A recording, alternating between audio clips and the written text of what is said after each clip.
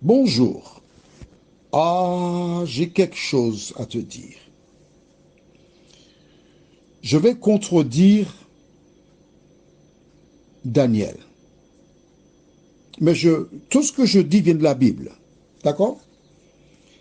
Il dit au verset 30, Daniel chapitre 2, si ce secret m'a été révélé, ce n'est point qu'il y ait en moi une sagesse supérieure à celle de tous les vivants, mais c'est afin que l'explication soit donnée au roi et que tu connaisses les pensées de ton cœur.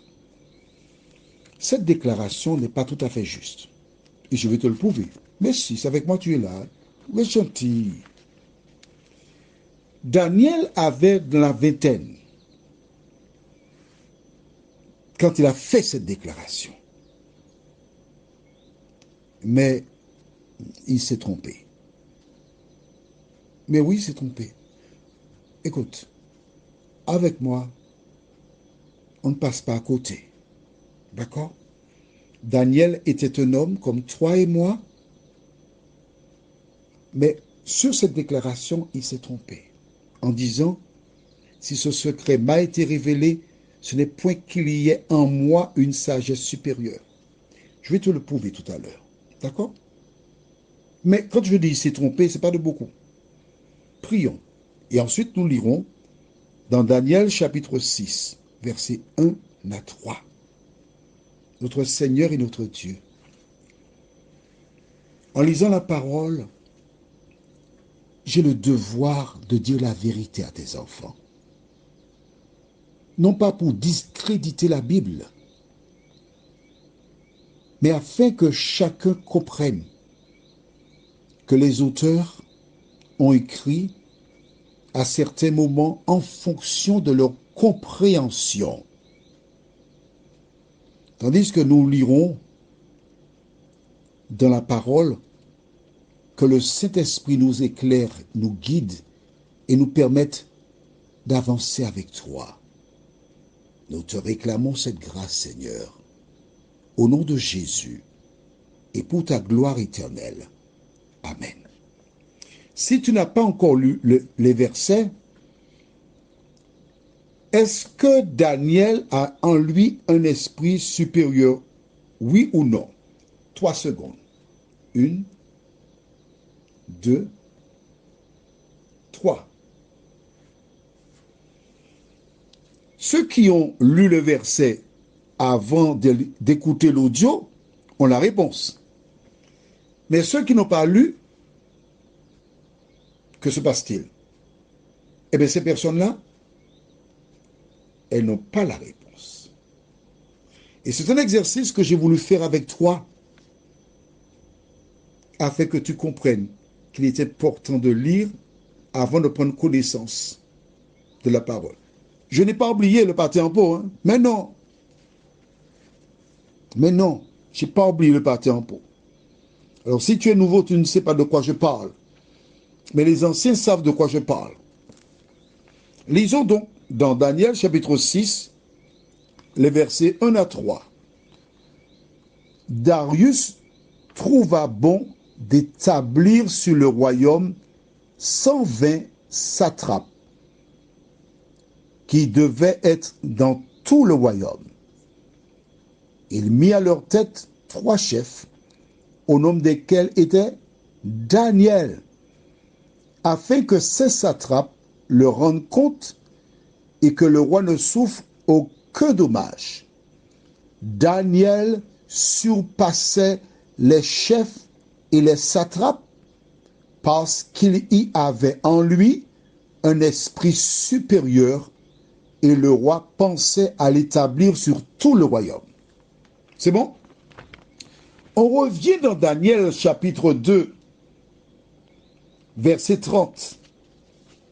Si ce secret m'a été révélé, ce n'est point qu'il y ait en moi une sagesse supérieure à celle de tous les vivants, mais c'est afin que l'explication soit donnée au roi et que tu connaisses les pensées de ton cœur.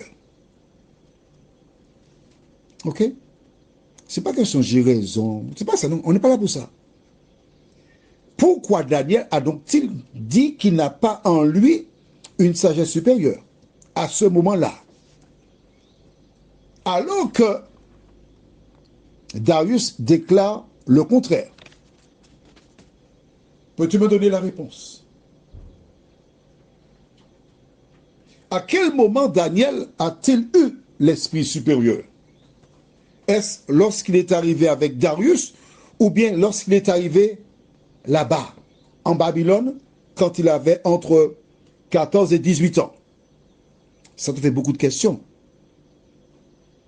Moi, je te dis qu'à partir du moment où Daniel est arrivé à Babylone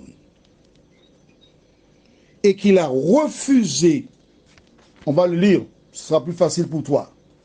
Daniel chapitre 1er, verset 8 et suivant. Daniel résolut de ne pas se souiller par les mets du roi et par le vin dont le roi buvait. Et il pria le chef des eunuques de ne pas l'obliger à se souiller. Dès ce moment, Daniel s'est consacré à Dieu. Dès ce moment, Daniel a dit, Seigneur, je suis arrivé ici à Babylone. Je suis ton ambassadeur. Il est hors de question pour moi de violer ta parole. Je refuse de me prosterner devant ce monarque.